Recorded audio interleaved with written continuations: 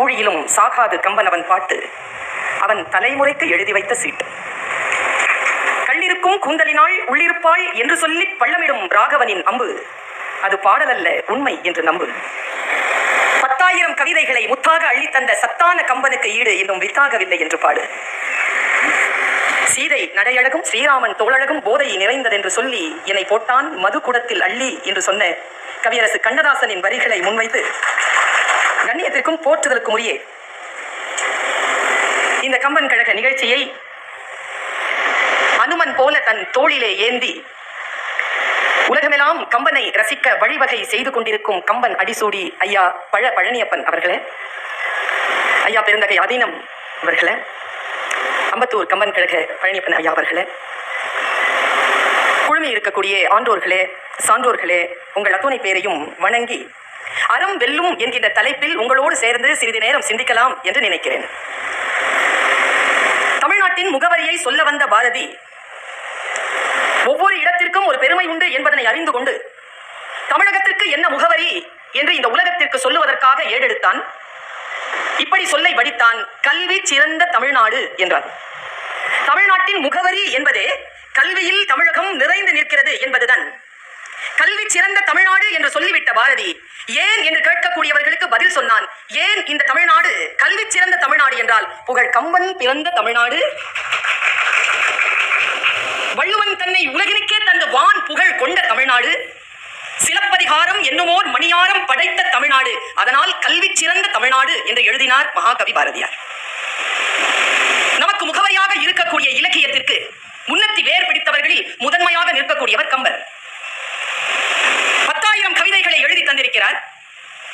அவருடைய காப்பியத்திற்கான அடிப்படை நோக்கம் என்ன என்றால், நடையில் நின்றுயர் நாயகன் தோற்றத்து இடை நிகழ்ந்த தோமரு மாக்கதை என்று சிறப்பு ஆயிரத்தில் தன் புத்தகத்தை அறிமுகம் செய்கிறார். நடையில் நின்று உயர் நாயகன் தோற்றத்து இடை நிகழ்ந்த தோமரு மாக்கதை. இந்த கதையை சொல்ல வருகின்ற கம்பன் அடிப்படையில் எதை வைத்துக் கொண்டு ஏடெடுத்தார், அவர் எழுத்தாணி எதை முன்னோக்கி இந்த பெரும் காவியத்தை எழுதி சென்றது என்கின்ற வகையிலே நான் சிந்தித்தபடி இருந்தேன். பிள்ளை பிராயம் முதல் சிறுவிரல் பிடித்து 5 பாட்டு சொன்னாதான் உனக்கு பரிசு கிடைக்கும் என்று ஒவ்வொரு போட்டியிலும் 5 பாடல்களாக என்னை மனனம் செய்ய வைத்த பழனியப்பன் அவர்கள் தொலைபேசியில் அழைத்து சொன்னால், அறம் வெல்லும் என்கின்ற தலைப்பில் நீ உரையாடல் நிகழ்த்த வேண்டும் என்று. எனக்கு தமிழ் தவிர சில மொழிகளும் தெரியும். அறம் என்கின்ற தமிழ் சொல்லுக்கு நிகரான மற்ற ஏதேனும் ஒரு சொல் வேறு எந்த மொழியிலாவது இருக்கிறதா என்று நான் தேடுகிறேன்.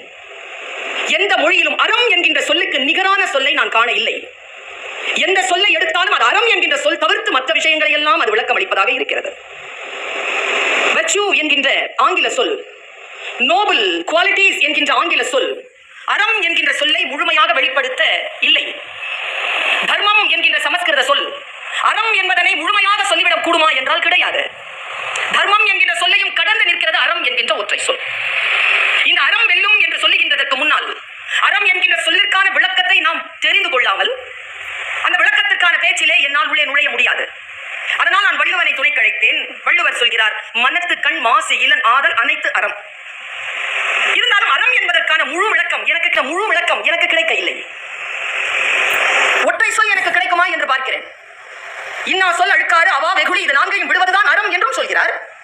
இருந்தாலும் என்னால் அறம் என்கின்ற சொல்லிற்கான முழுமையான தகுதியான ஒரு சொல் கிடைக்க இல்லை. ஒரு 10 நாளைக்கு முன்னால் ஒரு ஆன்மீக சொற்பொழிவை நான் கேட்டேன். அந்த ஆன்மீக சொற்பொழிவில் பேசக்கூடிய அந்த குரு இப்படி சொன்னார், இறைவன் உடல்களைத்தான் படைத்தான், உயிரை அல்ல. நான் நின்றேன். ஏதோ ஒரு புது விளக்கமாக இருக்கிறதே என்று நின்றேன். இறைவன் உடலைத்தான் படைத்தான், உயிரை அல்ல.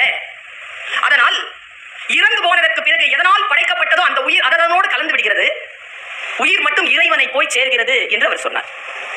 ஆக இறைவனுடையதாக உயிர் இருக்கிறது. நான் திருக்குறானை எடுத்து பார்க்கிறேன், இதற்கான விளக்கத்தை பார்க்கிறேன், அதில் ஒரு விளக்கத்தை காண்கிறேன். அந்த விளக்கம் இப்படி சொல்கிறது, இந்த புவியில் இருக்கக்கூடிய மண்ணை எடுத்து இறைவன் உடலை படைத்தான். ஆனால் உயிர் என்பது எது என்றால், இறைவன் குர்ஆனிலே சொல்லுகிறான், இது என் ஆணை என்று சொல்கிறான். உயிர் என்பது இறைவனின் ஆணையாம் என்றால், நான் சிந்தித்தபடி இங்கே நிற்கிறேன். உயிர் என்பது இறைவனின் ஆணை என்றால், அறம் என்பது அந்த உயிரின் ஆணையாக இருக்க வேண்டும். அப்படியான அந்த அறம் சார்ந்த வாழ்க்கைக்குரியவர்களாக மனிதர்கள் வாழ வேண்டும் என்பதற்காக சிந்தித்தவர்களில் முன் நிற்பவர் கம்பர். இப்படி நான் யோசித்து அடுத்த படிக்க போகிறேன். சீதை கோபத்திலே ஒரு வார்த்தையை சொல்கிறாள்.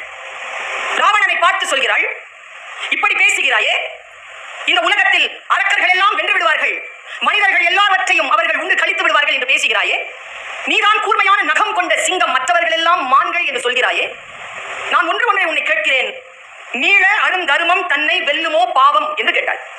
தர்மத்தை பாவம் வென்று விடுமா?